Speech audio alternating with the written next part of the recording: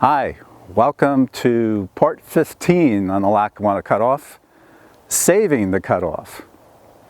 Hi, I'm Chuck Walsh and I'm president of the North Jersey Rail Commuter Association. And I'm here in Andover, New Jersey, next to the Lehigh and Hudson River Railway. We're about 5 miles north of the cutoff here. Now you're probably wondering, why are we here? What does this have to do with the cutoff? And I'll explain that as we go along. But actually, this spot really determines the destiny of the cutoff once we get to 1985. Now, to refresh your memory, over the past, well, this would be the third episode where we're moving sequentially in time from the time of the end of passenger service on the cutoff in 1970, the end of freight service at the end of 1978, the long and protracted effort to try to save the cutoff, save it in the sense of saving the tracks. That effort ends in 1984 with the removal of the last track at Port Morris on October 5th of 1984.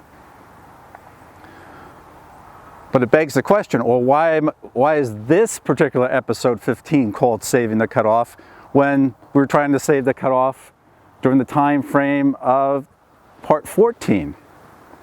Well, that'll become apparent as we go through this episode, because as we go into 1985, as bad as we thought as the circumstances were for the cutoff, in other words, the tracks have been removed, how much worse can it get possibly than that? Well, it actually will get worse. Now, in the end, there's no doubt that almost in a sense of something resembling a miracle will actually occur. But before we can get to that, we'll actually enter a period where it almost looks as if this is really basically a nightmare. And all of that starts here.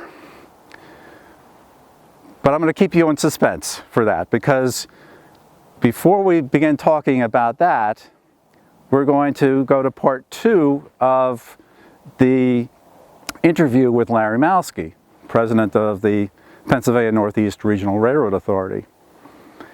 And during the interview, we will concentrate on that period of time, 1985 to 2001, although primarily talking about what's going on in Pennsylvania. When we return after that interview, part 2 of the 4-part interview, I will go into what not only happens here, but what will happen during that period of time between 1985 and 2001. So stay tuned for that. First, here's the interview with Larry Malski. Here we are back in Bridge 60 Tower in Scranton, where we are talking to Larry Malski, who is the president of the Pennsylvania Northeast Railroad Authority. And in this segment, we're going to concentrate on the time period between the abandonment of the cutoff, which would be the end of 1984, all the way up to the time that the cutoff is acquired by the state of New Jersey in 2001.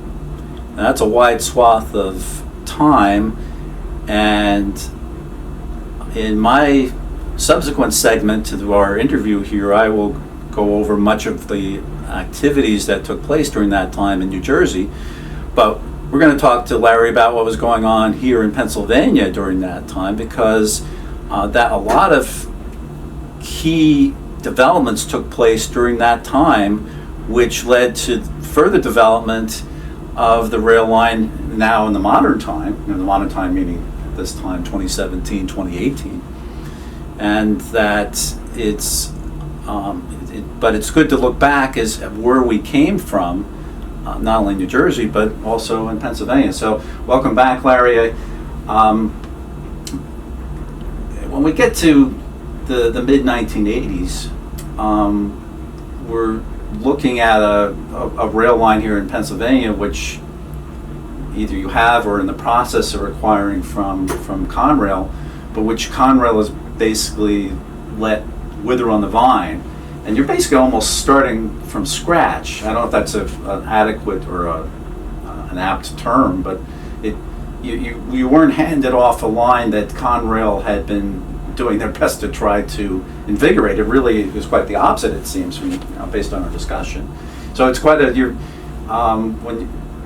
when you meaning the, I guess the rail authorities, maybe you can explain how this works with the rail authorities, the operators and so forth, how that this now during this was 16, 17 year period, how you grow how this all works basically. How do you grow a railroad that is has been handed off and really hasn't really been nourished as it could have been? Well, again, you're right. This was very much a case of a railroad that was so close to, annihilation. Basically, it was not buying it was tough enough. Getting all the things in place to get Conrail to convey it to us was one major step. The bigger step, quite honestly, was rebuilding it, because it was in such dire straits. Like I said, in many of the sections, the one especially that was again legally abandoned between Mount Pocono and Analoming, was a 19-mile stretch. There were trees growing between the ties. I mean, there was no maintenance, there was no nothing. The nature was literally reclaiming it. Again, thank God we at least saved the rail in place. So it was a huge effort to bring it back. All the shippers were gone. There was no, there were no industries. There was no, there were no customers basically on the line to run trains on.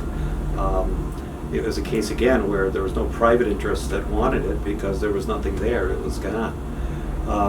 We basically were able, with the good graces of the state, the governor, the PennDOT Bureau of Rail Freight, which was very helpful in attempting to come up with some grants to at least bring it back to service, put it in service. Because again, you really couldn't even run on the line, to be honest with you, when we were able to take it over. We then again went through an RFP process, or a request for proposal process, to try to find a private operator, because that was the intent. The intent was never for the authority itself as a local government entity to run it, although we could, because we are, the local rail authorities are actually certified common carriers under federal law, under the ICC, the way we purchased it. So we're considered common carriers from a federal law perspective. But the intent was to bring in a private rail operator to an RFP process, which many other communities, counties, and other entities across the United States have used as a very successful means of returning a rail line to service. So we did that. We went through RFPs. We put the line out. It was a tough RFP because you're basically asking for someone to come in to run a rail line with no customers and no traffic on it. But we were successful in doing that. We brought in a private rail operator. The first years were very, very difficult. That private operator was able to get state funding to rehab the line and bring it up at least to Class 1 standards and then higher standards.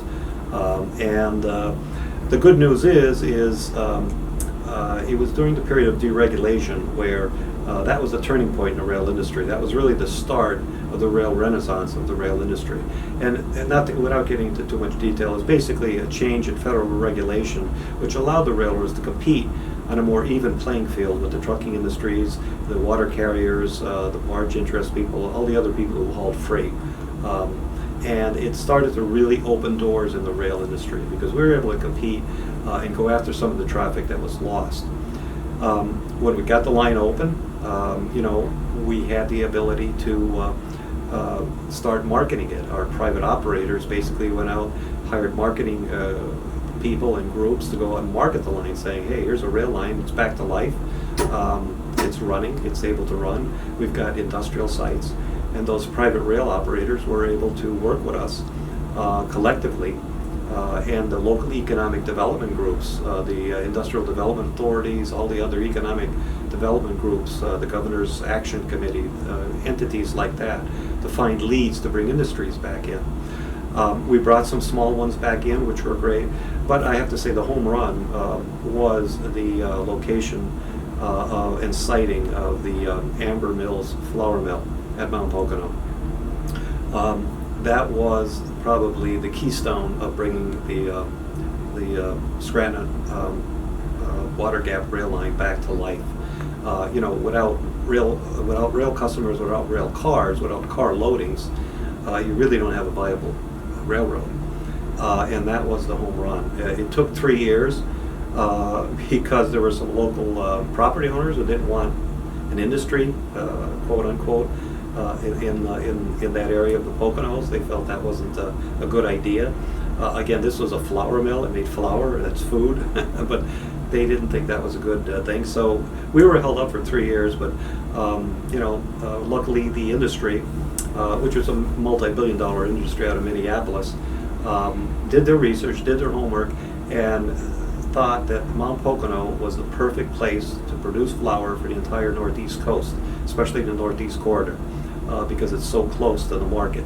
And again, you've got some of the largest consumer market in the country in that 100 to 150 mile radius of Mount Pocono. So they picked a spot based on a logistical analysis that they did, and they stuck with us. And after 3 to 4 years of struggles in getting the permitting and all the other things we had to do, so again, I can remember at that time people saying, "What's taking so long? Why is this taking so long?" Well, there were anything you do in this day and age. Be prepared to have obstacles or critics or whatever placed in your face, and we had them. So it took 3 to 4 to 5 years to get that thing finally to the point of being built. It took 1.5 years to get it constructed because it was such a major facility. It was a $40 million investment, which still is big, but back then was a lot of money. And that really was the thing that got us going on the economic road to the success level we're at now. I mean, that entity basically was designed to bring in unit trains of wheat from North Dakota, South Dakota, the entire Midwest, bring the wheat here. They mill the wheat, they turn it into flour, and the flour is distributed to every bakery and pizza parlor and you name it that you could think of in the Northeast section of Pennsylvania, northern New Jersey, New York City, Philadelphia, the entire market. So it was meant to serve one of the largest markets in the country, and that's what it's been doing now for, it's hard to believe, but it's going on 20 years anniversary with the mill. But what that brought, of course, was unit trains on our lines. When you say unit train, what's, how? Unit trains were trains of 50, 75, up to 100 cars of wheat that would come as a unit from North Dakota, South Dakota, or the Midwest to Mount Pocono. They had the storage space for all that? Oh yeah, the silos up at the mill that again were all constructed, concrete construction, and again it was amazing to watch the construction phase. It's all concrete. It can hold 260 cars, and of course they grind on a daily basis. It's a 24/7 operation, 365. So they're making flour constantly. You have to keep that supply chain open. You got to make sure they have the wheat there on time, the right type of wheat, because there's different varieties of wheat. So it's a fairly complex logistical process, but it brings a lot of carloads, and that's really what kind of put us on the map. That came along, then we were able to locate a propane terminal in Mount Pocono. We were able to locate a very large lumber treating industry in Cresco, and one just followed the others. Each one was a calling card for the next one, because when we had the main card at the flour mill, and somebody came along and said, "Well, what is this line? We understand you just brought this back to life. Is it really going to be here?" We usually would just take them to the flour mill, and they said, "I guess it's going to be here for a while," because they saw that investment. So it was just then, it kind of fed on itself and really brought back. And our private rail operators were, instrumental in doing the marketing and bringing a lot of this in. And we obviously worked with them on that. And again, all these other entities that are out there, the economic development and entities, the governor's resources team, people of that ilk. So it was a collective effort, and worked out to the point that we have now. So it was what we needed to proof to the critics when we bought. And again, there were critics. There were critics when we bought the line saying, you know, this is a white elephant. Why are you buying this thing? The private industry, the private sector abandoned it. What are you doing this for? Again, the flour mill, I think, and the other shippers, all the other shippers, and the over 8,000 cars now that run over this line are a testament to taking the risk, taking the gamble, but for the good of future generations and economic development. If we hadn't done this, none of these new industries in the Poconos in Monroe County would be there. So that's why you take the risk. Unfortunately, like I said, it usually takes much longer than anyone hopes for, but you have to persevere. I guess the key word is perseverance. Just not to beat to death, but we had critics with the flour mill saying, "You'll never build that thing. They'll never locate there. It's not going to happen. It's a short line. They're not going to do that. It's just not going to happen." And that went on for years, to be honest with you. And again, the proof is in the pudding. But you just have to persevere with these things. And you know, you're not going to win every one, but perseverance is going to get you in the game to win most of them. Now, in terms of bringing in customers to the line, I'm thinking the flour mill, was that what was the Chrysler facility? Right. It was the Okay. Chrysler facility, which Conrail basically encouraged Chrysler to leave that facility and move to northern New Jersey when they were getting ready to abandon the line. And that was the facility that was put back to use. Quite honestly, a flour mill in railroad parlance is probably one of the best industries you could locate, because, like I said, when a private milling company invests $40 million, it's not the type of thing you can pick up and leave. We've had some people say you should have gotten another auto industry in there.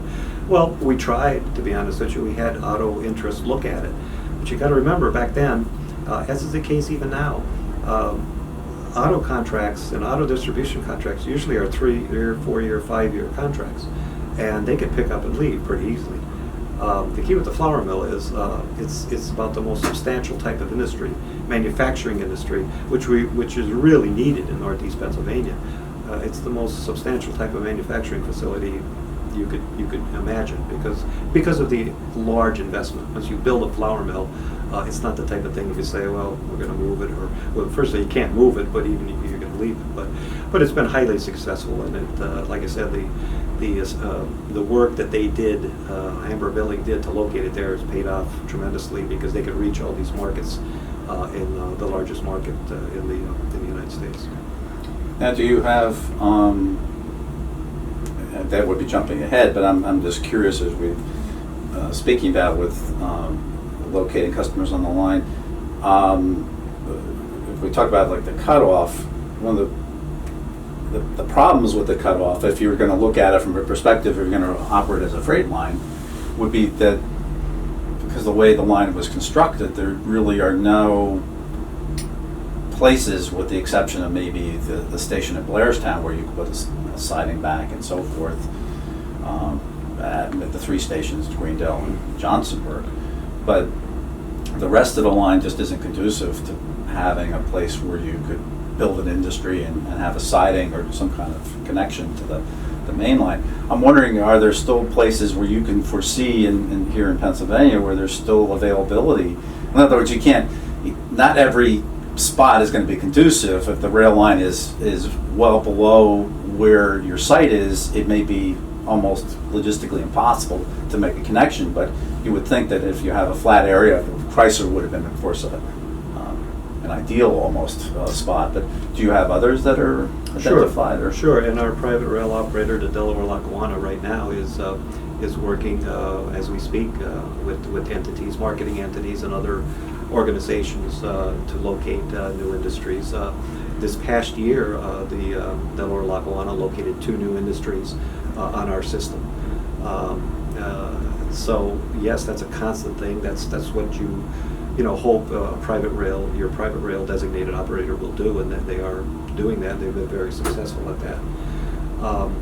The cutoff, it said, you really go to the heart of it, just because of its physical characteristics, is not a rail line. It's 28 miles of unbelievably built railroad. It's engineering marvel, as far as railroad construction, but because of that, it is not conducive to industrial economic development as far as bringing new industries and locating them along it, just because of its physical characteristics. It's basically either cuts and fills. It's an extremely long fills. So that 28 miles, quite honestly, is you know, you have to be honest and you have to be upfront. Is not a piece of railroad that's going to be conducive to bringing freight rail to. Certainly local freight. I mean, I know that once you open a rail line, you can never say that will never be any kind of freight on it, but certainly anything from what you're doing over here would basically be impossible. It would be. There's, again, you just have to be upfront and state it as it is. It doesn't have the physical characteristics that are conducive to locating industries, and if you don't have that, you're not going to get them. You know, even on sites that we have, if one little thing is wrong, they're not interested, and you've got to have everything pretty much in place. And the physical characteristics of the cutoff are not going to lead to industries locating on it. They're just bluntly, there's no land next to it that you can use basically for rail service, freight rail service. One final question for this segment, and we've touched on it in our previous segment. That has to do with the rail authorities. At some point, the rail authorities, the Lackawanna County Railroad Authority and the Monroe County Railroad Authority, become joined as one. Presumably that was to consolidate, in a sense, give you a bigger critical mass, or how would you characterize that? Well, the genesis of that, all along, both rail authorities worked very closely together because, hey, we own the same rail line. It was that vital, and if we didn't work together, and not just the main line. There's actually more railroad than just the section between between Slateford and Scranton here. There's actually, you have the Carbondale line and other branches here in Scranton. But the genesis of it was regionalism. But much more importantly, it was quite honestly put to us that to pursue the passenger project, you need to get organized in Pennsylvania from the passengers project perspective. And what I mean by that is in New Jersey, you had one entity. It was New Jersey Transit. They are the passenger service provider in New Jersey, period. It was looked upon in Pennsylvania that, well, you have this authority, you have that, you have this. You need to get some unity here.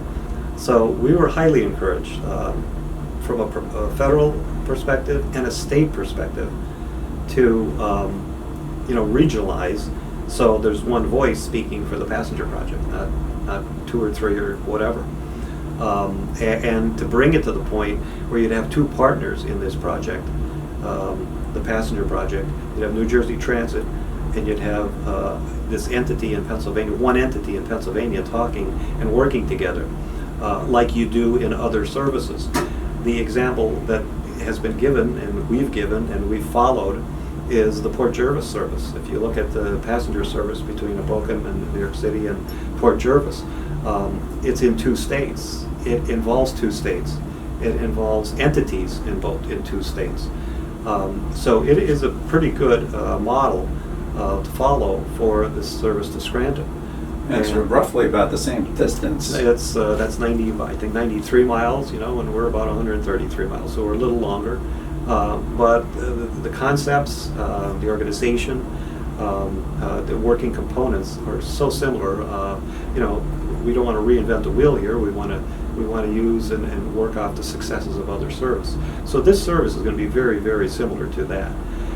To get back to the authorities, that was the reason, that was the genesis of putting the authorities together. And actually, just to explain what happened, because we do get asked, how exactly did that work here? Well, what happened was the Lackawanna County Railroad Authority, its assets were joined into the Monroe County Rail Authority. So it went away and its assets went into the Monroe County Railroad Authority.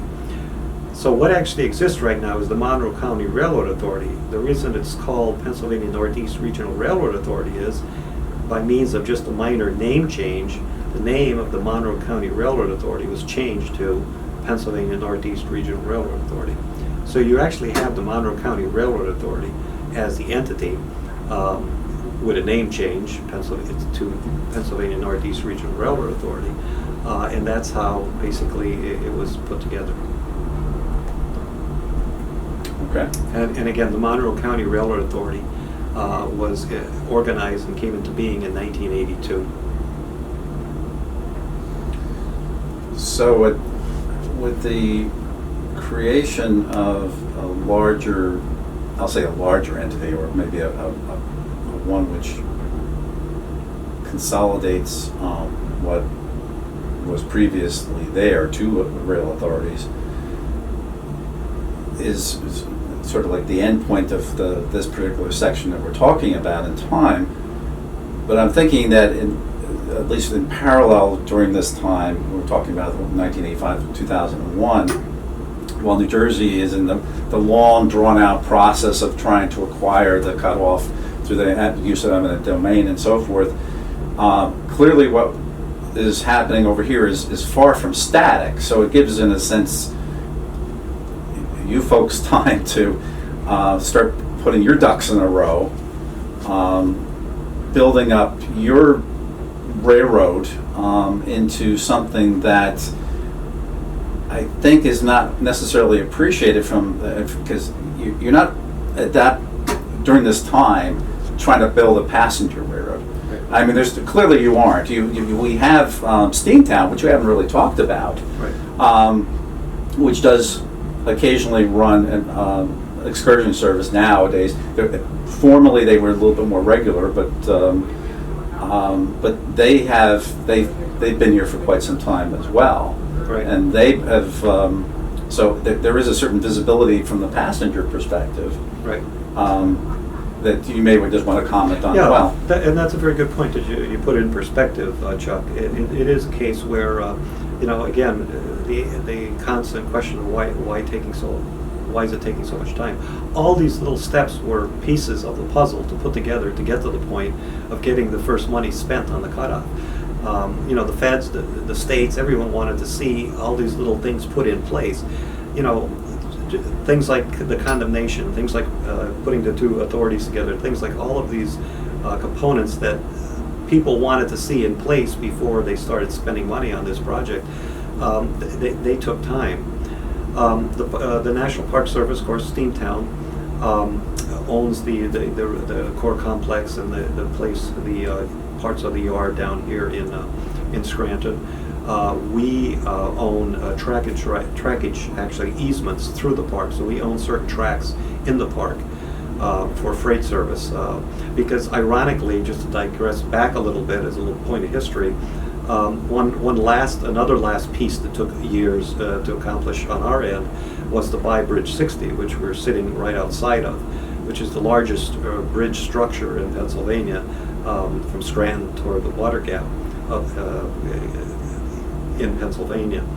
And Conrail was still providing service over it right up to the end to Chamberlain, General Dynamics, and a plastics plant here in Scranton. They wanted to get out.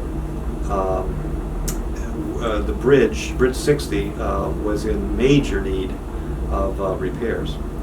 They knew that, we knew that. It was evident to all of us. It could have been a major factor in Conrail wanting to get out, because they knew they were looking at $1 to $3 million in repairs just to make Bridge 60 refurbished. So that negotiation took some time with Conrail too, but we negotiated a deal where we had to pay Conrail for it. We purchased Bridge 60 and these tracks in the Steamtown yard that we own.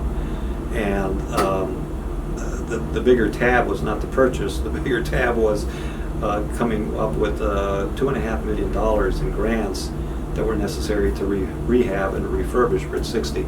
And it wasn't just track rehab, it was major structural, substantive work to the structure of the bridge. And we were fortunate, again, working with our partners to get the funding to do that and to bring it up to standards. And we completely changed the trackage on it. We did a lot of, like I said, structural steel work on it. It was a major undertaking, but it made it safe and efficient for the future. So that was another area that just that transaction alone, the purchase of this trackage and the rehabilitation of Bridge 60 took about 4 to 5 years on our part. All pieces of the puzzle that had to be done before you can even get into thinking about passenger service. And again, as you mentioned, the entire line to the Delaware Water Gap between Scranton and Delaware Water Gap, you couldn't run on it. You literally couldn't run on it. It was out of service, and it had to be rehabbed. That took years to bring back to that case. It finally got to the point where actually through our private rail operators that are designated operators, they were able to get the funding to bring it up to FRA class 2 and class 3 in some cases speed. So there are portions that are FRA class 3, which allows freight operations at 40 miles an hour and passenger operations at 60. We don't usually run at those speeds. The freight can operate at 40 in sections, and it just shows, though, to the level that the line has been brought up in terms of standards. As far as Steamtown, the major focus that Steamtown wanted was the ability at some point in the future to run excursions on our tracks. A long-standing dream going back many years when the Park Service first came on the scene was to have the ability to run excursions from the Steamtown National Historic Site to the Delaware Water Gap Recreational Area Historic Site.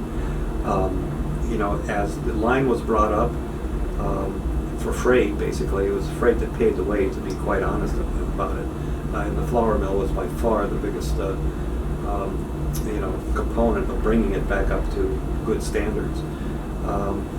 It came to be that we were able to enter into an operating contract that allowed Steamtown to run on our tracks and run their excursions between Scranton and the Water Gap. And those are very popular excursions. They happen certain times sporadically throughout the year, but they've also, Steamtown has also run excursions to many of the other station sites, East Stroudsburg, Cresco, Tobyhanna, Goldsboro, etc., Moscow. And we talked about historic preservation, again, another area where we're in it to save the rail line, but we're very attuned to the historic preservation aspects of everything along the rail line. The Rail Authority entered into agreements with local historical societies along the way to preserve the remaining stations, which are amazingly still there when we bought the line. They were decrepit. I mean, literally there were birds living inside them. The roof was caved in. It was amazing they were still standing, but they were. They were all old, historic Lackawanna stations. We were very fortunate to be able to work with local historical societies along the way, in which we still own them, but we leased them to them. And they've done their own grassroots efforts in each community to get local, who's ever ridden the line recently or have seen these stations. They did a magnificent job in restoring them, in most cases, to original Lackawanna standards in terms of design, paint, etc. So it's another aspect that we do take to heart, and that is the tourism industry, that is the recreation industry. We're thrilled to work with groups like Steamtown. Another group has just come into fruition here in the last 5 years or so, has been the Erie Lackawanna Dining Car Society, a group of individuals who have been very successful in going out and saving the last Phoebe Snow cars that ran on these tracks for all those years, particularly the diners. The last 2 Phoebe Snow diners now are here in Scranton, and one is pretty much fully operational. I mean, it's out being used for dinner trains and dining car service. And their hope is to really recreate a train of the 60s and 70s and 50s actually of Lackawanna, using these actual authentic cars that ran on this railroad during the Lackawanna years, in the Erie Lackawanna years, as a major tourism recreational aspect, and it's working out very well. Of course, we're working with them, and we have an agreement with them to allow them to run for recreation and tourism reasons.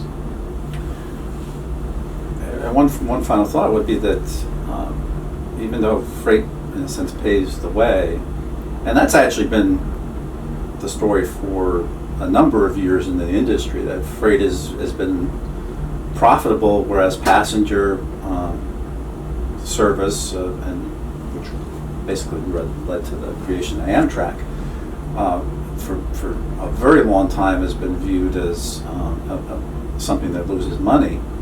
But even when in the days where, let's go back even to almost the beginning of the 20th century, that railroads even then viewed passenger service as a means, almost like a public relations type of tool, that even it was profitable, maybe certainly never as profitable as freight was and is, but it played a different role, and maybe to some extent that's what role it's still playing on this railroad, in that freight can be quite almost invisible, whereas if you have a passenger, it actually brings families, kids, people of all ages in direct contact with the railroad that they wouldn't typically have, and it maybe gives them a stronger, more personal feel to the railroad that they wouldn't necessarily have any other way. Sure. I mean, if you look at the history of the railroad industry, and again, it's one of the most amazing industries in the country because of its longevity, and it's still basically the same technology that started it, the flange wheel and the steel rail, is basically still the technology that's allowed the movement of mass amount of quantities and commodities at the most efficient prices, basically. But going back over all the years, there were years that passenger service was probably was profitable, but it was still freight that was paying the way. That's what kept the tracks in place. That's what kept them in the shape they were in, and everything else. Passenger service, before the interstate highway system and everything else, was able to break even or make money. You had the mail contracts. You had all kind of other parcel services that were carried by passenger trains. So it was a whole different world. With the institution of the interstate highway system, with the institution, which most people kind of gloss over, with the institution of the massive amounts of federal, state, and local tax money that's been put into our air system, our airports. I mean, and I have nothing against it. Those are good uses of funding. All of our transportation assets should be funded.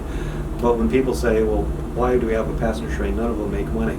Well, without local taxpayer money funding our airports, without local, state, and federal taxpayer money funding our interstate highway system, you wouldn't have airlines, and you wouldn't have our interstate highway system. The point being, our transportation assets are our arteries and veins of our entire economy. Without all of them, not just one or two, you wouldn't have the economy we have in this country. So, unfortunately, this concept that passenger trains lose money and why should we fund them is the same argument that you exists with our airports and with our interstate highway system. They don't make money. The airports, if the airlines didn't have publicly funded airports and air control systems and everything else that is paid for by federal, state, and local taxpayer money, you wouldn't have airlines.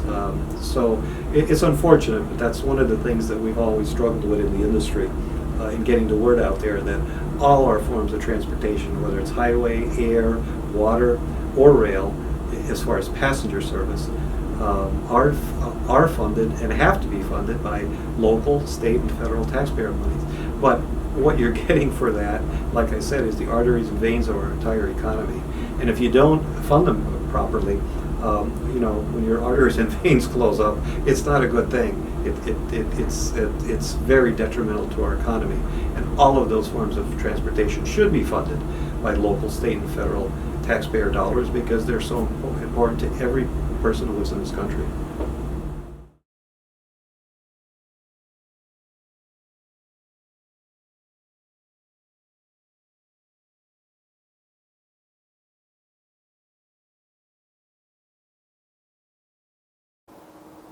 Okay, here we are back at Andover, the Lehigh and Hudson River Railway, down at a small cut here. I won't venture down there, but I will come back here.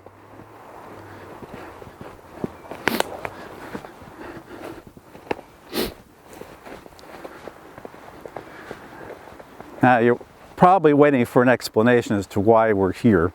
I think I probably kept you in suspense long enough. Okay, this is about the end of 1984, the beginning of 1985. The owner of this property, who owned the nursing home here, wanted to expand the facilities further out towards the perimeter of the property. It so happens that part of that property was owned by what was previously the Lehigh and Hudson River Railway, part of that right-of-way, which as of 1976 had been conveyed into Conrail. So the owner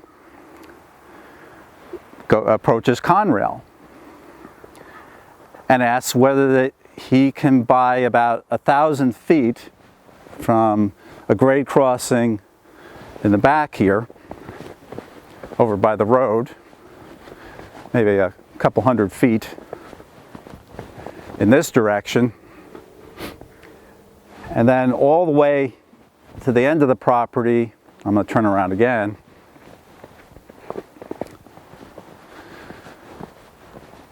A total of about 1,000 feet of property. And Conrail says, no, we're not going to sell you an isolated piece of the right-of-way. At that time, there's still tracks. The tracks had not been removed from the Lehigh and Hudson River Railway. So a little bit of time goes past, and Conrail comes back to the owner and says, well, we'll sell you the whole 32 miles of right-of-way from Sparta Junction all the way down to Belvedere. And the owner doesn't give an answer at that point. There was a price attached to that. And then, before that final decision is made, Conrail says, oh, by the way, we have this other right-of-way which is available. We'll give you both for roughly 60 miles of right-of-way for $2.some-odd million.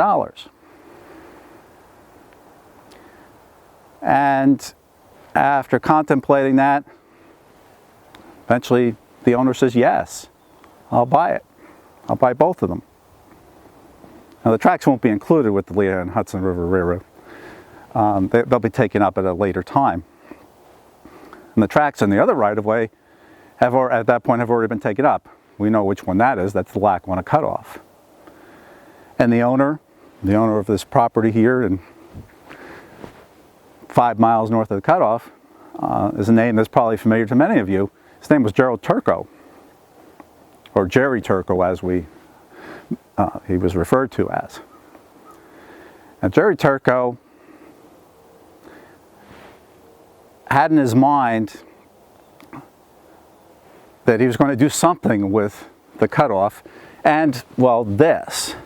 He wanted to expand his nursing home property, but he must have something else in mind with the cutoff. We're not really sure about this beyond just this as property and enabling him to expand his nursing home property. But the cutoff is a real poser. What did he really have in mind with that? In 1985, the Westway project is still a viable project in downtown Manhattan. And that particular project would require enormous amounts of fill material.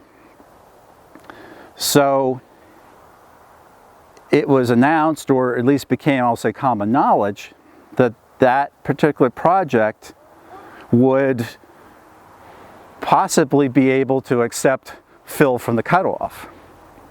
So there becomes the nightmare scenario of whether Mr. Turco now, and he certainly didn't deny this, and it was in the press, saying that he would actually initiate removal of the fill from the cutoff where there was fill. You would think the Pequest fill and other fills on the cutoff, and that would be somehow transported to downtown Manhattan and become part of the Westway project.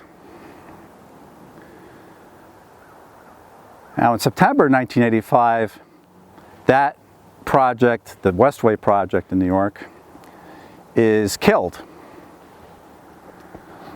So now Mr. Turco is stuck with a white elephant if in fact he had essentially bet the farm, if you will, on using the cutoff as fill. Probably could have made a lot of money if he could have done that.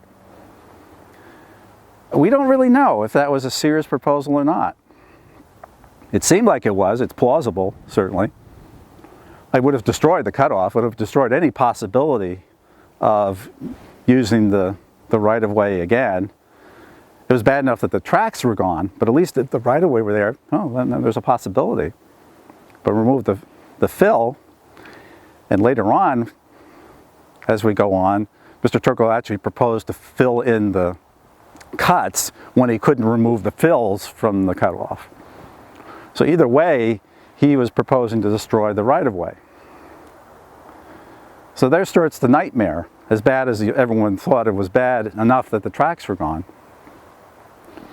So when the tracks are removed, and I've talked to a few folks who were involved with that effort, it was really, for everyone involved, it was an enormously emotional and very difficult time, frustrating to say the least, but the folks who were involved with the effort to try to save the line, try to save the tracks, and maybe even initiate freight or passenger service afterwards, for the most part, those people were really burnt out and actually, without almost like to the person, there are very few that would continue on. A few would, I should say, there are few, but not many. But then a new group, I'll say, of people become involved. Myself included, as a matter of fact. I mean, I can speak to the Jerry Turco story because he told me, Jerry Turco told me that story twice, 2 different occasions. And this organization, North Jersey Rail Commuter Association, I wasn't the president at that point. Fred Wirtz was president at the time when I joined in 1985. And one of the first things we did was to meet with Mr. Turco. Now, Mr. Turco was proposing different things. One was the Westway project, and after that went away, what he would call the rebar.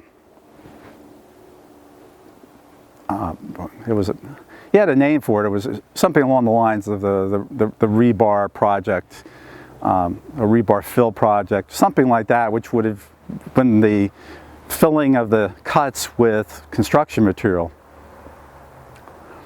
But there were a couple of other projects that he also, I don't know that he was looking at them seriously, but he at least entertained them. One of them, in which he actually brought up himself, was to put a string of dining cars on top of the Delaware River Viaduct. Now, exactly how people were going to get back and forth to that, to a restaurant that would have been literally over the river, not really clear. At that time, the tracks are still on the cutoff when we were talking about this. Is now maybe 1986 or so. It's not really clear as to how that would have been accomplished, but nevertheless, that was something he was talking about, and really logistically, we're not really sure how that would have worked, but we were at least talking. We wanted to make sure that while talking to him, that there was, at least we're planting the seed that ultimately we wanted the state of New Jersey to acquire the cutoff. That was our ultimate goal. The question is how to accomplish that. So as we go through that period of time, there were a couple of different things we try. I have to say, it was trial and error, trying different things. This was an uncharted territory in terms of trying to preserve a rail right-of-way. Now this is the Lehigh and Hudson River, it's not the cutoff. We will be going to the cutoff in this episode. But as we go through the chronology with Mr. Turco, and I shall also add there was one other owner of the cutoff who owned a small section by Port Morris, Burton Goldmeyer. But Mr. Turco literally owned everything west of that, roughly around the 602 grade crossing, what would be a grade crossing. Mr. Turco owned everything west of that, so he owned 27 point something miles of the cutoff. That in his mind, Turco, there must have been some plan that he had. Maybe it evolved over time as to how he was going to make money out of this, out of purchasing the cutoff. He didn't purchase it just for the sake of purchasing it. I can't believe that this alone was the reason why he would spend $2 million in cash to build a few outbuildings, which are now gone, by the way. They used to be here. If you went here, haven't been here in a couple of years, but up until a couple of years ago, there were buildings out here. They were abandoned. They were not used, but he must have, the fact is there's this entrance driveway and such. So Turco definitely went through at least with that part of the plan. But to have acquired the cutoff, there must have been something more to that than just buying 27 miles of right-of-way and all the acreage that would have gone along with that. So as time goes on, as we go through the 80s, and I can speak from my perspective, North Jersey Rail Commuter Association, and then there are others who were involved with that, that the thinking evolves towards a way of trying to figure out to get the state of New Jersey to acquire the cutoff. So how do we do that? Well, early on, I'd say 1985, 86, we approached then Senator Dumont, who was the senator from Warren County. And both Sussex, Warren, and Morris County were all involved in the effort to try to save the cutoff originally before the tracks were moved. And they would become involved afterwards, as a matter of fact, as well. But we approached Senator Dumont. He did introduce a resolution into the state legislature in New Jersey supporting the cutoff. It really was only symbolic, so that was essentially a dead end. And then by 86, 87, we are put in contact with Assemblyman Chuck Hytalian, who represented Warren County in the Assembly. Dumont represented Warren County in the Senate, the state Senate. And at that point, we basically strike a deal with Chuck Hytalian. I say we, I mean North Jersey Rail. And he agrees that he will support the performance of an Urban Mass Transit Administration, UMTA for short, study on the cutoff if we'll support, meaning us, North Jersey Rail, will support the extension of service by New Jersey Transit into Hackettstown. This is before the Hackettstown service will actually happen. It won't happen until 1994 that it will start. But that's leading up to that. Now, the Urban Mass Transit Administration is the forerunner or the precursor to the Federal Transit Administration, the FTA, which is essentially the same entity that exists today, but in those days it was UMTA. So that study would be a springboard. People cringe at studies, but that study would be a springboard to bigger and better things. Now, for Assemblyman Hytalian to support us in our effort to support the cutoff, he requests, I'll say demands, but he basically tells us that we need to go to each of the towns along the cutoff and get a resolution of support, which is done. It took several months, 3-4 months at least, going to each of the towns. I went to each of the towns. With the exception of Green Township, they adopted a resolution without us having to come in. And that was done. So the UMTA study is done and is ready by 1989, I guess it would be. In the meantime, the idea springs on us that, well, what about if we could possibly get a bond issue?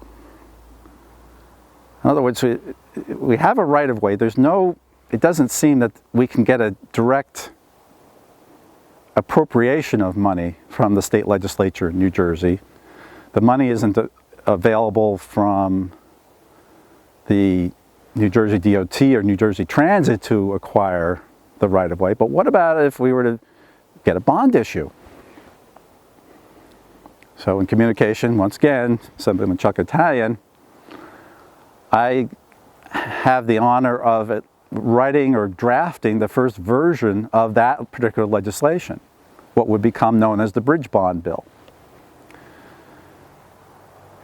And the philosophy behind that was to set aside, ultimately when the bill is created, $150 million for the rehabilitation of bridges in New Jersey and $50 million for the acquisition of railroad rights-of-way.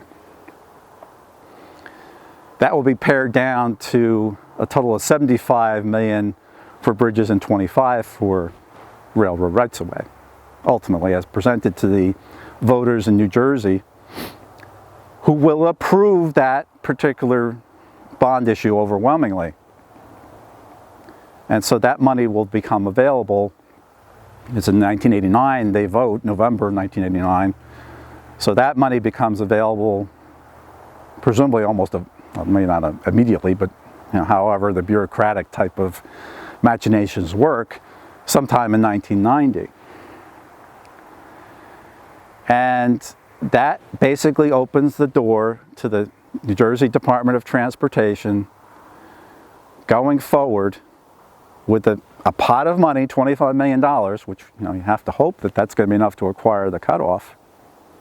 We're hoping that would maybe even acquire other rights of way, but certainly it was primarily put to the voters with the intent that it was going to, if nothing else, acquire the cutoff. And so that starts the process of condemnation, eminent domain, by New Jersey Department of Transportation. And that process will take a little bit over a decade to accomplish. 1990, 2001, the Lackawanna cutoff is finally put into state hands. And during that time, it's a long process. So when people say, "Oh, how long is it taking?" We were thinking the same thing back in those days. How long is it taking? It seemed like it was taking forever. What Mr. Turco had done is basically broken up the cutoff into different sections in each town. Each of the viaducts were different corporations. He had an umbrella corporation for that, and he had just a whole bunch of different corporations, which made it much more difficult, more complicated, more complex for the state to acquire the land, because you're acquiring land, the right-of-way. And so after that protracted period of time, finally the right-of-way is acquired. And then that opens the door, which we'll go into our next episode, to talk about the effort to start getting the rebuilding of the cutoff. But we're not going to go there in this particular episode. Now what we're going to do is we're going to switch venue. We're going to go down to the cutoff. And I have a whole list of people, I'll call it whatever you want to call it, the Hall of Fame of those people who, through the years, concentrating primarily during this period of time, the 1985 to 2001 period, but also those who even beyond that time who have helped save the cutoff. And we're going to go through that list. It's quite a list. Maybe your name is on it, maybe your name isn't, but it's a list of over 50 names, actually, we'll go through. And I will explain the role that each person had. Some had minor roles, some had absolutely crucial roles. One person in particular, I'll just say, had a 30-second conversation that, if that conversation and that happened, chances are the cutoff would never have ended up in state hands. So sometimes, a short conversation can have the enormous impact, to say the least. So our next stop will be down on the Lackawanna cutoff. We'll go where the Lehigh and Hudson River meets the cutoff, and we'll pick up there with the list of the people who, if there was a Hall of Fame of people who helped save the cutoff, I think most of those names should be on it.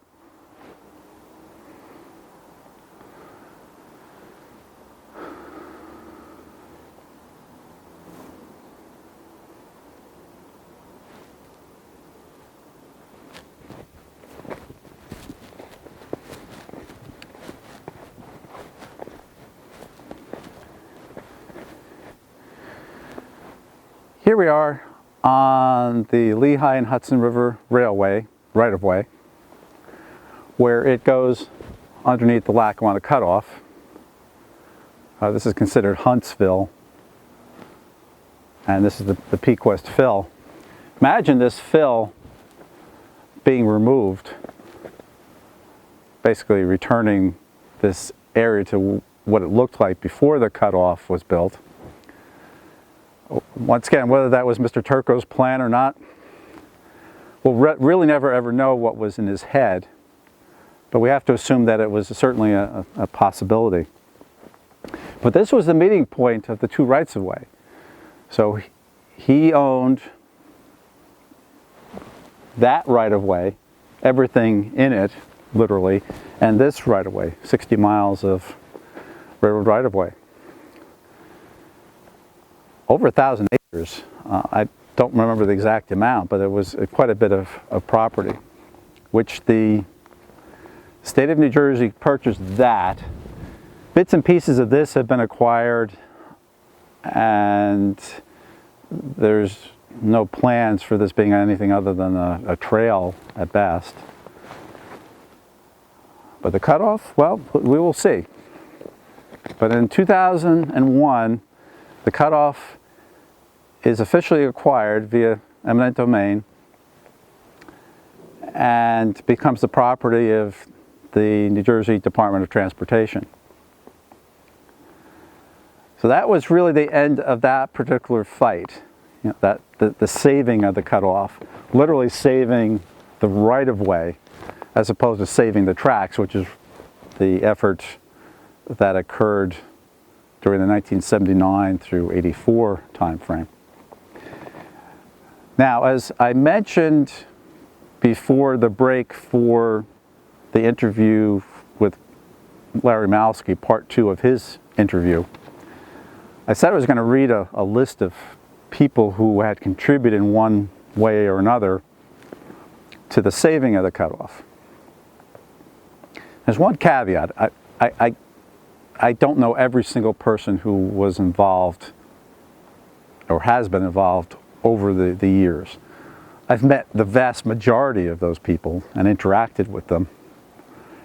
And clearly, Larry Malski could come up with a similar list for people who acted similarly in Pennsylvania. He did mention a few. I didn't ask him specifically to give us names, but he did mention a few, but I'm sure he could come up with a sizable list himself.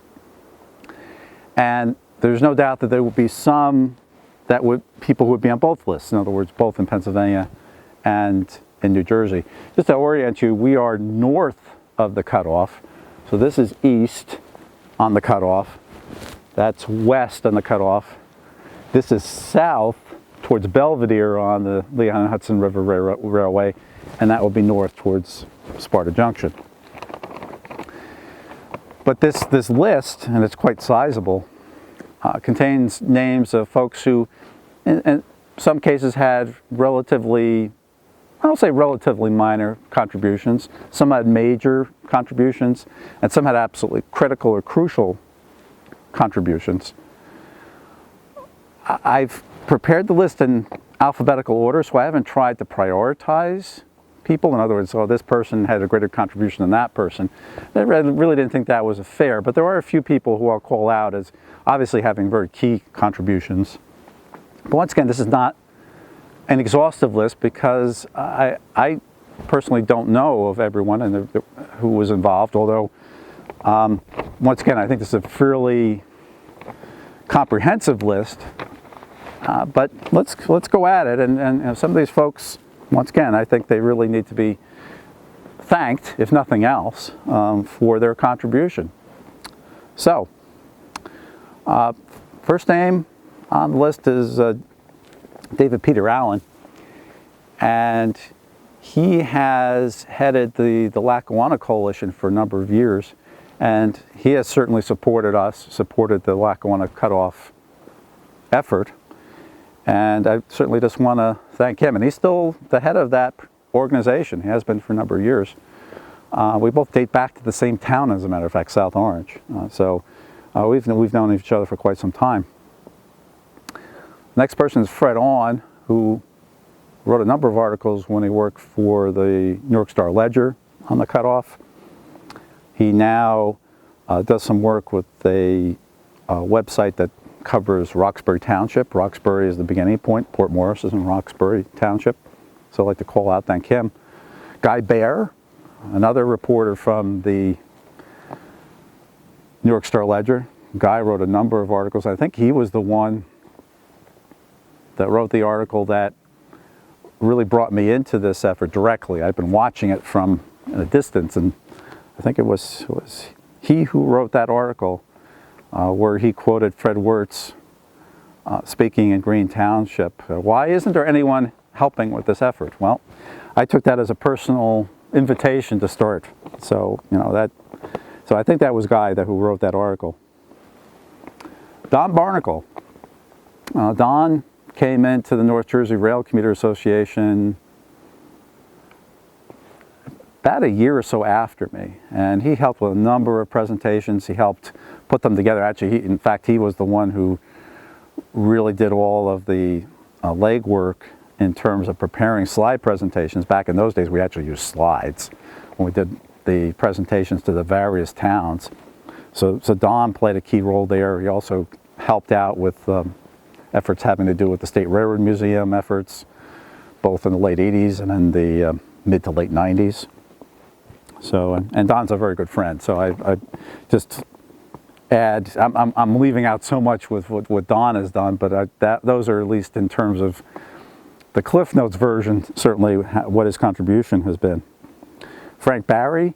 Frank was a member of the Monroe County Railroad Authority, and in the installment of Larry Malsky's interview that we just listened to, he talks about the combining of the two railroad authorities. Well, before that combining took place, Frank was one of the members of the Monroe County Railroad Authority, and I'd just like to thank him for all his effort. Ray Baxter. Ray was involved with North Jersey Rail at the very beginning, long before I started with North Jersey Rail. And he was also involved with the effort to try to save the tracks here on the cutoff, and also in Pennsylvania as well. Doug Bowen. Doug, for a number of years, was the president of the New Jersey Association of Railroad Passengers. And his lobbyist, who I'll talk about in a few minutes, played a key role in saving the cutoff. But Doug actually went on an excursion or a trek, if you will, from Blairstown all the way to Slateford Junction. And we went across the Paulinskill Viaduct. He had never, I guess he didn't know what the Paulinskill Viaduct looked like, and he was a little concerned about us going over it. I said, don't worry about it, Doug. It's one of those bridges that's not a problem at all walking across it, because anyone who's walked across a bridge where you have, just ties, and then, you look down X number of feet below you, I could see where someone would be nervous about that. The Paulinskill Viaduct was not like that. And we also went across the Delaware River Viaduct, but Doug played a key role, certainly. Finn Casperson. I never met Finn. And unfortunately, he died under tragic circumstances a few years ago. But Finn was really the impetus behind the Andover station stop. And had he not passed away, we might very well at this point be talking about a little bit of a transit village across from the Andover station stop, because he had actually was willing to contribute land because he owned the property, which is now Hudson Farm. And we'll talk about Hudson Farm and the issues that have come from Hudson Farm in our next episode. But Finn was really very helpful. I did not interact with Finn. I never met Finn. Fred Wirtz interacted with his people and worked on the Andover station stop. And Finn was also heavily involved with Waterloo Village, as a matter of fact, as well. A great loss, that's all I can say. Art Charlton, who's now with the DEP as a spokesperson. I believe he's still there. Well, he was, at least until the changeover in administrations. I don't know if he's still there as of now, but Art Charlton wrote a number of articles on the cutoff, working out of the Warren County Bureau for the New York Star Ledger. So I'll just mention him. Mike Delvecchio now heads the Tri-State Railroad Historical Society, but Mike, I know he spoke, remember one hearing, certainly I remember him speaking, but he's always been very interested in the cutoff, and I just want to recognize him. Tom Downs. Tom was the commissioner of the Department of Transportation in New Jersey, DOT, at the time, at the very beginning of the initiation of eminent domain. And I know we had at least one meeting with him, and he was helpful in expediting, to the extent that it could be expedited, the internal workings of DOT to support the eminent domain process, which is a very lengthy process, and as we discussed, Mr. Turker did not help in terms of the way he set up the cutoff into different corporations that enormously complicated that process. And Tom actually went on to head Amtrak for a little bit, as a matter of fact. Tom Drabick. I met Tom back in the 80s. He's been with Sussex County Planning all that time. And he's been one of those constants that's been in the effort, one of the people that's been there for, who has that history that few of us have. And Tom is still there, and I want to certainly compliment his effort. I actually got to speak in his place, and I considered it a great honor. There was a meeting a couple of years ago up in Mount Pocono where the head of the FTA, talking about FTA, the Federal Transit Administration, was, and Tom was supposed to have spoken there. And because of a conflict, he had to be somewhere else. And I ended up speaking in his place, which is, once again, a very great honor. I was able to do that. I just happened to be there, and I was asked on a very short notice. I asked it literally when I walked in there to fill in for him, so I did that. But Tom, he's been great, and I certainly want to thank him for all his contributions over the years. I mean, it's 30 years, literally, when I first met him. Phyllis Elston. Phyllis was a a lobbyist for the New Jersey Association of Railroad Passengers, which Doug Bowen, higher on the list I mentioned earlier on, was the head at that time. Phyllis had what was probably not more than a 30-second conversation with Larry Haynes, who was the Senate president in New Jersey, in June of 1989. And Larry was about to remove the railroad rights-of-way provision in the bond issue, in the legislation for the bond issue that was going to be put before the voters later that year. And she talked him out of it. Had she not talked him out of it, had she not had that conversation, what would have happened? We don't know. Was that the one possibility of ever acquiring the cutoff where we get the money, $25 million, $21 million of which would be used for acquiring the cutoff? We don't know. It's unimaginable that if that conversation had not taken place, if it had been, if the cutoff had been, or not the cutoff directly, but indirectly, if the railroad rights-of-way provision had been taken out of that legislation, what would have happened? I don't even want to think about it. So Phyllis Elston had that, we'll say, a very short, but in terms of its importance, probably one of the most important conversations that has ever taken place having to do with the cutoff. Absolutely, positively, that's the case.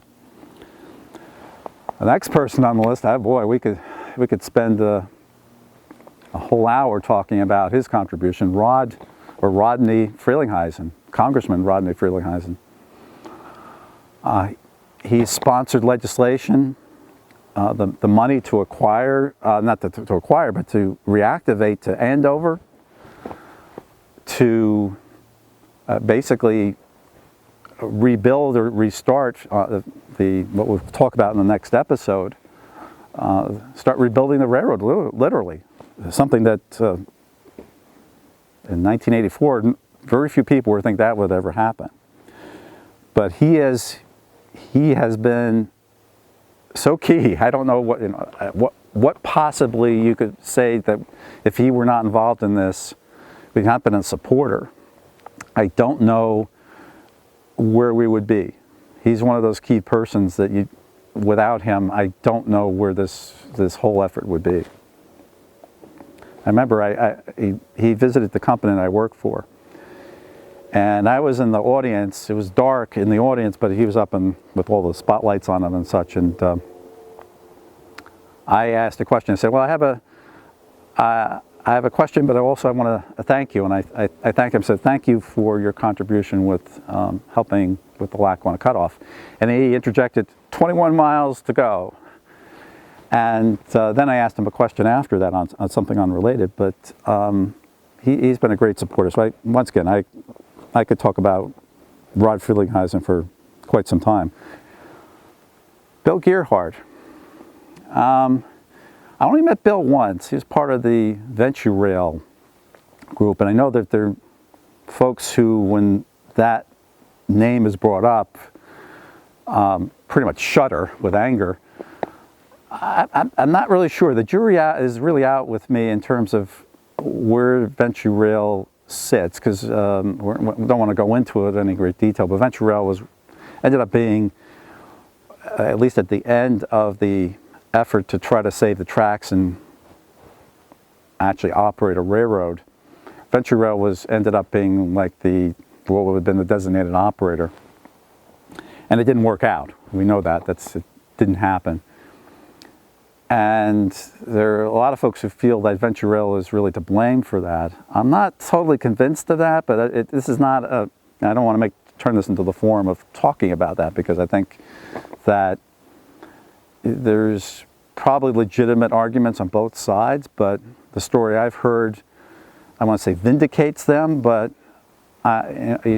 without getting all the different parties together, including Chessie and so forth, who was also involved, you wouldn't really know exactly what the stories are, and so as a result, I know people have asked, well, why didn't you include that in the discussion in the last segment and in part 14? And that's the reason why I'm not really sure how to really present that when you don't know the whole story. So, but I'll leave him in because in talking to him and Tucker Lampkin, who's also on the list, I think they did try. I don't think that they're often characterized as bogeymen or bad guys and such. I'm not really convinced that's the case. It didn't work out though, and that's all I can say. Whether they're to blame or not, I mean, sometimes you need a scapegoat, and I guess maybe they're the scapegoats for that effort, but I don't know if they really deserve that or not. Burton Goldmeyer, you say, why is he on there? Well, he was an owner of the cutoff for 16 years, such as with Jerry Turco. Incidentally, just parenthetically, 16 years, this particular right-of-way, the cutoff, was in private ownership, meaning Mr. Turco and Mr. Goldmeyer, as long as was the line operated by Erie Lackawanna. Erie Lackawanna operated the cutoff for 16 years as well. Obviously, Mr. Goldmeyer and Mr. Turco didn't operate the railroad, but they owned it. And the Erie Lackawanna owned it for 16 years, but from 1960 to 1976 when Conrail took over. But I mentioned him, maybe not in the same sense that he was part of the saving the cutoff, but certainly he didn't destroy it. He wanted to use it for a driveway to a project that he was talking about, but that never happened. So, and the line was acquired from him as well as Mr. Turco in 2001. Larry Haynes, I just talked about him with his interaction with Phyllis Elston. I don't think I have to say too much more about that, but if he hadn't given in, shall we say, hadn't agreed to keeping the provision in, 25 million, I don't know where we'd be. John Hart. Met John Hart. John Hart was the head of Steamtown Foundation, Steamtown USA, at the time when it moved down from Bellows Falls to Scranton, and it was in Scranton. Well, it's still there, but now it's part of the National Park Service. That transition took place in 1986. But I had a meeting with him and Mr. Turco and Mr. Turco's lawyer. I'll say it was David Biederman, I believe it was. And that was one thing that was being pursued. Turco was open to these different ideas. I don't know how seriously Turco took talking to John Hart about Steamtown and possibly running trains over the cutoff, which was kind of a crazy idea because there was no tracks in the cutoff at that time. But hey, I give Turco credit. I don't know what to make of it, but he was willing to meet. I ended up driving the two of them up there to what later was called the Dansbury Depot, and then was a restaurant that was in the East Stroudsburg train station. It was the four of us who met together. Paul Hart, no relation to John Hart, Paul Hart was involved with the Lackawanna County Railroad Authority. Paul, a big supporter, he was involved with the earlier effort to save the line. And he also headed the Penn Jersey Railroad, or Penn Jersey Rail Coalition later on.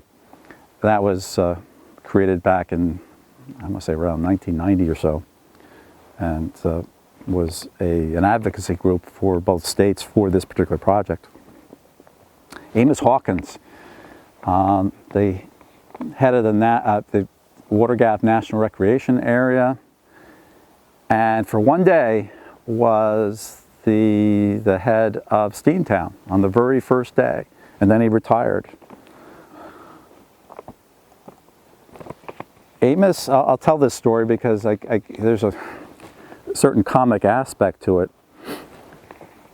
I won't mention his name, but he had someone who worked for him, and I met with Amos Hawkins and this other person, I'll call him Mr. Jones, at the headquarters of the National Recreation Area. I'm trying to think where that was. It was north of Stroudsburg. But we had a meeting to talk about what was our possibilities of saving the line, and at least in Pennsylvania and with New Jersey and so forth. And Mr. Jones, once again, not his name, once he heard that I had met with Turco or had some relationship to Turco, he went absolutely ballistic on me. And Amos Hawkins calmed him down, and Amos was a very adroit and even-tempered person, very politically astute, and I wish he had spent more time at Steamtown. I think he really could have, not that the successors there didn't really work on making it a success at Steamtown, but I would have really liked to have seen Amos to have stayed there, but he moved on, he retired.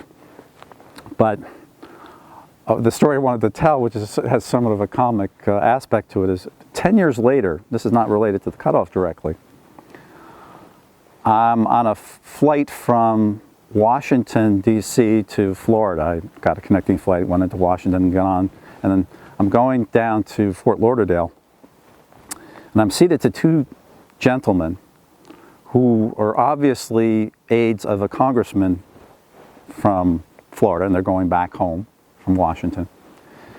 And they're having this conversation, and we're in 1, 2, 3. I have the window seat, and they're occupying the two seats next to me. And it becomes apparent they're talking about Mr. Jones, who had yelled and screamed at me about Mr. Turco in that meeting with Amos Hawkins 10 years earlier in Pennsylvania. And so they're talking, and then there's a break, and I said, excuse me, is it possible that you're talking about this Mr. Jones, not his name, of course? And the young aide, he must have been in his mid to late 20s, looks at me as if he had seen a ghost, basically. And he said, yeah, how do you, and I explained how I knew, but there was something going on in their particular district, and they are having problems with this person, and it was pretty clear because I knew a little bit of the background as to where Mr. Jones had moved to after where he had been with Amos Hawkins, and anyway, but for that moment, it's like, what are the chances of a person like me sitting next to them, picking up on a conversation that had absolutely nothing to do with anything, other than the fact that I picked up a couple of different facts that it was clear who they were talking about. I'm not sure if that's the only person who's ever yelled at me while I've been at any of the involved with the cutoff. Not everyone is on your side. Let's put it that way, for different reasons. Not that Mr. Jones was against me per se, but he misunderstood that I had this relationship with Mr. Turco. I was not a supporter of Mr. Turco. I was working with Turco because I wanted to save this thing. I didn't want Turco to tear this up, but it necessitated having to deal with Mr. Turco, having to meet with him, try to come up with alternate ideas. That was where I was coming from. I wasn't getting paid by him. He did pay for us, Fred Wirtz and myself, to go up and look at some rail cars up in Canada. He gave us a couple $100. It didn't cover our costs, but it paid for something. But never received any direct payment for anything. So it wasn't like I was on Turco's payroll. But anyway, be that as it may, our next person is Larry Hicks. He's more in the present day. Larry writes for NewJersey.com, written a number of articles on the cutoff. I'll put him on this list. I think he's part of that current effort, which is, we're still in a sense still saving the cutoff, although reactivating is different than saving the right-of-way from being torn out. But collectively, he should be on this list. Bob Hay. Absolutely. Bob Hay became the chairman of the Monroe County Railroad Authority, and he's now the chairman of the board of the Pennsylvania Northeast Regional Railroad Authority. And Bob, he's been involved with this effort for 30 years, so we could spend a lot of time talking about Bob's contribution in Pennsylvania, primarily, certainly, but he's also had some interactions over here in New Jersey, so my hats off to Bob. Chuck Italian, I've talked about him, his support. Before the interview with Larry Malski, so I don't think I have to say too much more about Chuck, but he really, without him, if there's a group of key individuals without whom this effort would have never gotten where it is today, Chuck would certainly be on that short list. Bill Herkner. Bill was, and I point this out in a previous episode, it was the one about sidings on the cutoff, but Bill worked for the Lackawanna, and he worked for New Jersey Transit, he worked for, I want to say he worked for Conrail as well, but he was instrumental in getting the Amtrak run on November 13th, 1979.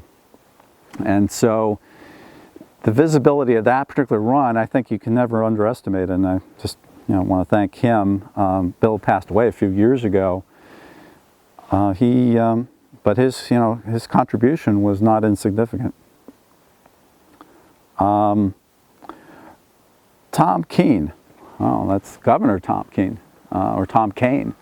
Some people pronounce it Keene, some people pronounce it Kane. I believe Kane is the correct pronunciation. He signed the legislation for the bridge bond bill, which included $25 million for the. I have to thank him. Tucker was actually part of the North Jersey Rail Commuter Association effort early on. He was meeting with Turco along with us, trying to come up with something that Turco would be willing to do. We were actually even proposing putting tracks back in the cutoff, but hey, we were pulling anything out we could possibly come up with to try to come up with something that Mr. Turco would do in lieu of maybe not tearing out the fill, because at some point he couldn't really do that. The soil ordinance removal, the ordinances that prevent that or regulate that in the towns and the counties, those were really prohibited him from doing that, and to the extent that as time went on, the cat was out of the bag, and by that time with Westway going away, he was limited to what he could even propose. So he went on to the rebar fill-in project that he was proposing, fill-in cuts as opposed to removing fills, but that didn't go anywhere either. But we were meeting with Turco to try to just keep him from doing anything what we thought was really stupid. But and it turned out, well, he got $21 million out of it, so he did very well in terms of sticking it out and not doing anything that would destroy the right-of-way. Jim Lockwood also worked for New York Star Ledger. He wrote a few articles, to say the least. Maurice and B. Lewis, they're one of the founding members of Penn Jersey Rail Coalition, and just want to thank them for their contribution, the two of them. They moved out to Arizona a number of years ago, I think, and but then when they were in Northeast Pennsylvania, they played a key role in the creation of that organization. Bob Littell, Assemblyman Bob Littell, well, later Senator Bob Littell, state senator in New Jersey. Bob certainly was involved in the effort to try to preserve the line back in the day with Sussex County.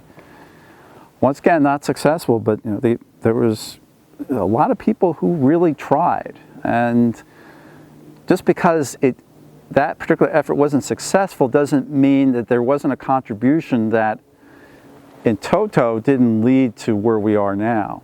Granted, tracks aren't back yet on this section here, but given how things have turned out, maybe we're dealing with the best case scenario, even I know a lot of people don't think that way. I think the best case scenario would have been that the tracks would have been retained on the cutoff. And yes, it would have been, if they could have been, but the question is, was there any scenario which would have allowed for that? Don't know. It doesn't seem like that was going to be in the cards, but aside from that possible scenario, maybe the scenario we have now is the best we could hope for. I can't say, but Bob was certainly a big help, at least in fighting in the early days. Larry Malski, well, I don't think we need to talk too much about Larry. I mean, we're doing the 4-part interview. I met Larry 30 years ago, and we know what he's done. I mean, we're documenting that in this video. So, and Larry's a key person. Without him, I don't know. I mean, all I can say is I don't know where we would be. He's one of those folks on a very, very short list of folks. I know I have 50 people here, but he would be on that very, very short list of people that if they were not involved or had not been involved with this project, I don't know where we would be. Ted Matthews.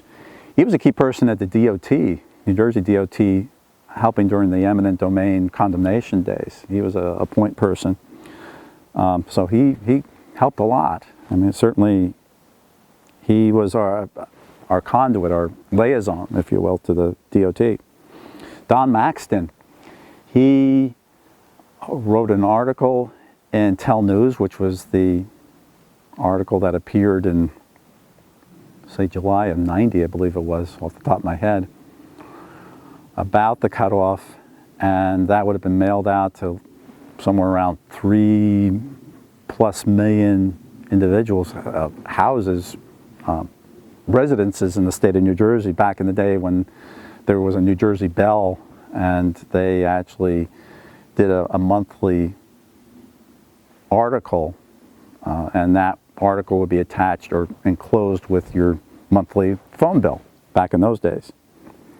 And still in contact with Don, and we also did an interview with him with Walter Smith, which we included in this the Pequest Phil episode, where we talked to Walter Smith with the rocks coming down off of the Pequest Phil and hitting his schoolhouse that he was in Huntsville, not too far from here, as a matter of fact, not too far at all, really. Ken Miller was at that meeting with Tom Downs, or with DOT. Ken Miller was a freeholder in Warren County, big supporter of the cutoff. I want to thank him for his contribution. Steve Arojo, current state senator in the district I'm in Warren County. He's a big proponent. He took a lot of flack for spearheading the effort to increase the gas tax in New Jersey, but that money, that revenue is very badly needed, and I certainly give him a lot of credit for having the courage to do that. Don't want to necessarily get into the politics of it. He's a Republican, and I think he took a lot of heat from his own party for that. But I want to, certainly reach out to him, or say that, thank you. And I'll just say the Republicans in general, and the Democrats too. I mean, this is a nonpartisan effort. This is not about whether we're dealing with a Republican or Democrats. We've dealt with both sides of the aisle in both states, and so I can't bring myself to criticize either party, except to say that where it's been possible, it seems like we've gotten the support we needed. Maybe not always, but it has not had anything really to do with party. So I just want to say that that's what we're about. This is really, we try to keep this out of the political realm, even though we deal in the political realm, we know that, but not to do it from a partisan perspective, because I think that would be not in the best interest of this entire effort. And I urge people who are part of this effort or support the effort to think in those terms, that this is not really about that. We're just looking for support. Whether you're Democrat or Republican, it doesn't matter to us really at all. Gail Phoebus, former assemblywoman covering the district, Warren, Sussex County. Gail, big supporter. She's no longer in the assembly, but certainly a big supporter. I want to thank her for all her help in the later years. We're trying to get it's having to do with Hudson Farm, which once again we'll get into, but trying to get the Andover extension restarted with New Jersey Transit, working with Rodney Frelinghuysen and so forth, really. So I thank her certainly. Frank Riley, wow. Frank, I don't even know where to begin with Frank. He was spearheaded the UMTA study. He was trying to save the cutoff in the beginning, back in the days before the tracks were removed. He headed the Board of Transportation in Morris County for a number of years. He'd go to the transaction meeting, which was really the big transportation meeting in New Jersey every year, and he always mentioned the cutoff, and people used to laugh about it. But aside from the sort of the jocular or making a joke about it type of thing, and people kind of laugh and say, oh, they're just talking about the cutoff again. But people knew what the cutoff was. And I can tell you this from my own experience, that is half the battle in this, that if people know what it is you're talking about, that is half the battle. Even if they maybe laugh it off, at least superficially, but knowledge and education of the people, anybody, either whether directly or indirectly involved, that is a key component of success, and certainly no one was better at doing that than Frank Riley. That's all I can say. And Frank has since retired, and he's still involved with rail preservation, so he's still around. Norm Ressler, Norm passed away a few years ago. He was the New Jersey equivalent of Paul Hart, who was the co-chair in Pennsylvania. Norm was the co-chair of Penn Jersey and New Jersey, and had a number of conversations with Norm over the years. He was in charge of that group during the 2000s, I guess I'd say, late 90s and the 2000s. And he kept things to the best he could, and he would be a point person for newspapers to call up and talk to. So he's like almost became a de facto spokesperson for that particular effort, this effort. And I miss Norm. He was a really good guy. Jerry Ressler, he followed Frank Riley in that position at the Board of Transportation in Morris County. So I mentioned Jerry's name because he carried on, after Frank had retired. Ross Rowland. Ross is quite a salesperson himself, with the 614 and high iron and the American Freedom Train. Probably one of the most iconic pictures of the cutoff was taken of the American Freedom Train in Roosevelt Tunnel, and Ross would have been at the throttle for the locomotive. So indirectly, but I mentioned Ross because I think it's at some level he really needs to be associated with the cutoff, because he has been at different times. Charlie Riddell, mayor of Frelinghuysen for 30 some odd years. Talked about him extensively in the segment about Johnsonburg, where we're at that spot. It looked a little bit like this, but it different with the cutoff, where we talked about where his farmhouse was on fire and the train stopped there, and basically that particular the engineer and fireman actually saved not only just the barn, but also the family as well. The barn was, when I told the story in that segment, I had forgotten, and I was contacted by Charlie Riddell's daughter, and I got a little bit more detail on that. And in those days, the barn was right next to the farmhouse, so the farmhouse could have very easily gone up as well, and the family could have been trapped. And that explained Charlie's deep, I'll say almost devotion to supporting the cutoff, because if it hadn't been for them, who knows what would have happened to his family.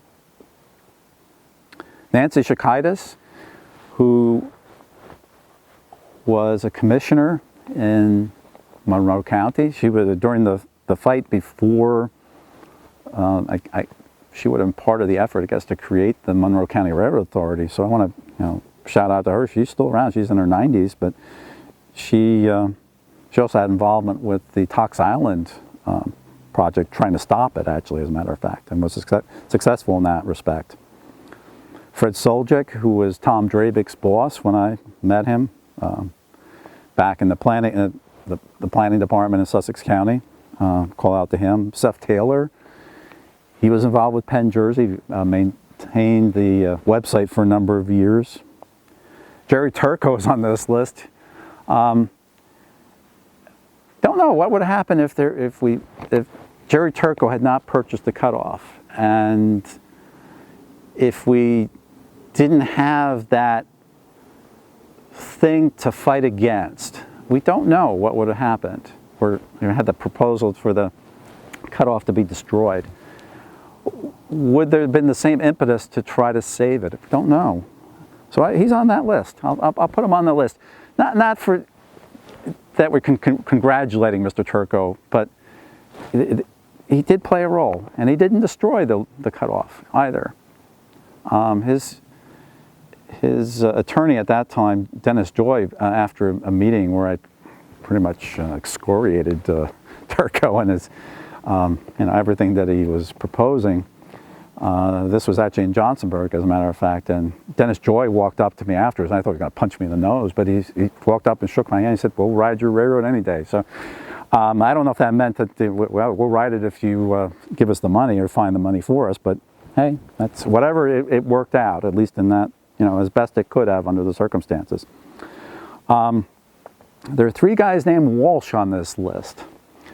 I'm one of them. I'm not going to really talk about my contribution, at least not in this episode. Maybe a future episode when we get to, we'll talk about what I did in all of this.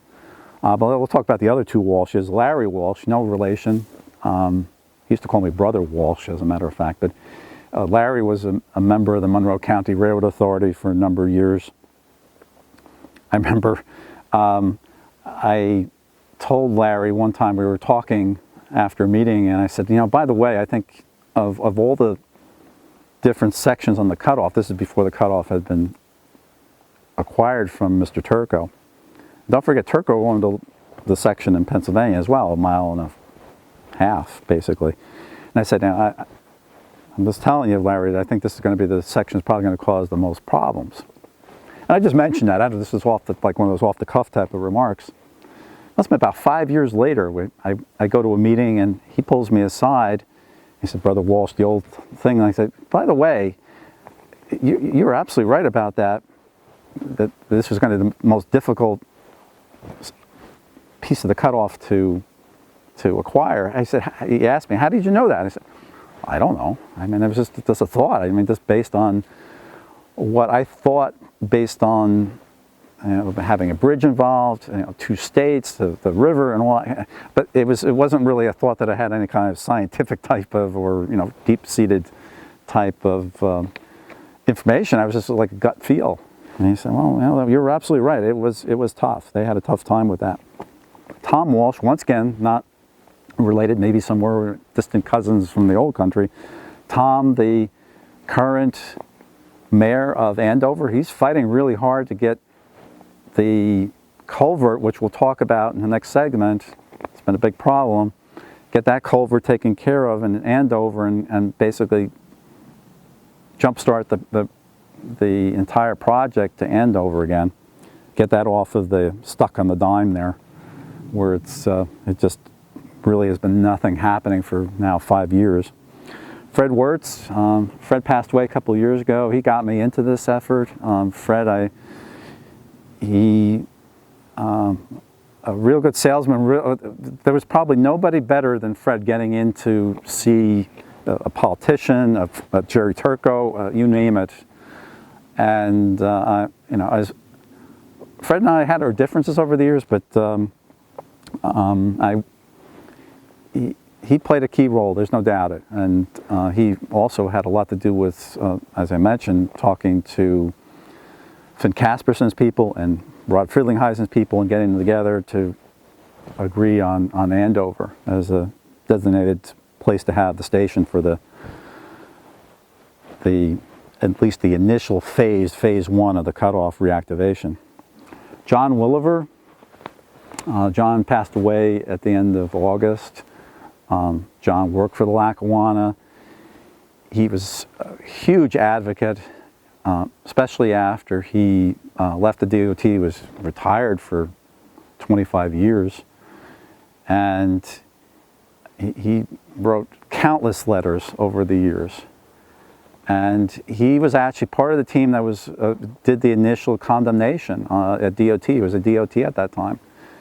I also mentioned about John. He was also involved when we talked about the freight trains over the cutoff. We talked about Garrett Mountain. He was also involved with that condemnation of the right-of-way originally adjacent to Route 80, where we talked about that, changing the severing of the line there in near Patterson. But John, a huge contributor and a great loss.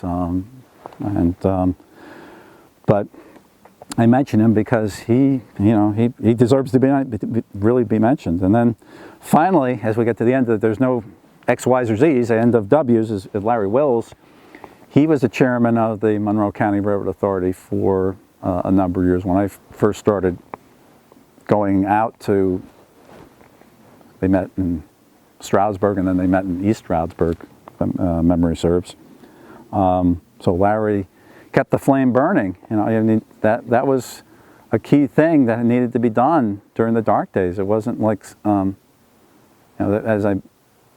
this effort never died, and there are a few people who managed to keep it alive, and Larry's one of them.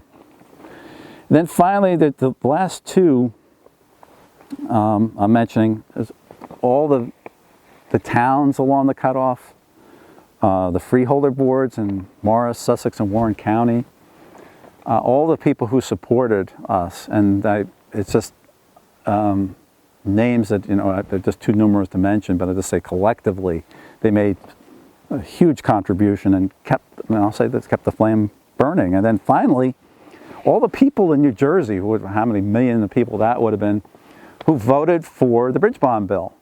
If they hadn't voted for it, I voted for it. I mean, certainly I was one vote.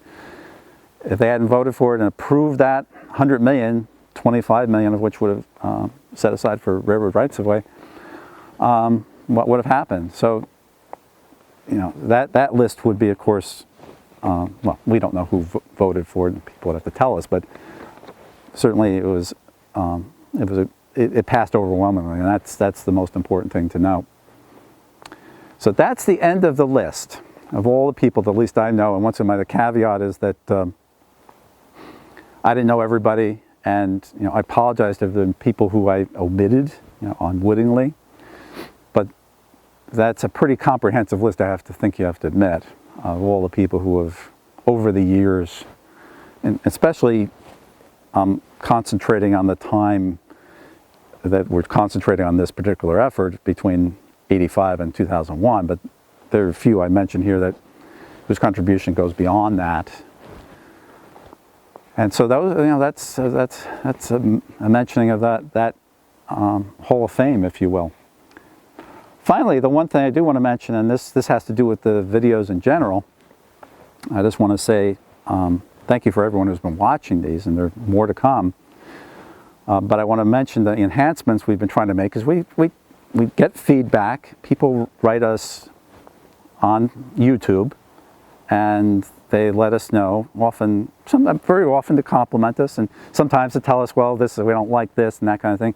A couple of things we wanted to take care of was that, one, first of all, closed captioning, which we've added to all of the videos, and they're handcrafted, so they're not just relying on the voice recognition program that YouTube has, which is not the best. They're like, you have to correct it, otherwise you get gibberish. You get if I have to rely on what they provide when you just press a button and it populates into your video, I personally would be lost. So I've had to go in. It's a lot of work, but I had to go in and actually tweak the verbiage so that and correct sometimes where the words are absolutely wrong, like Johnsonburg usually is Johnsonburg and B-U-E-R-G or B-U-R-G.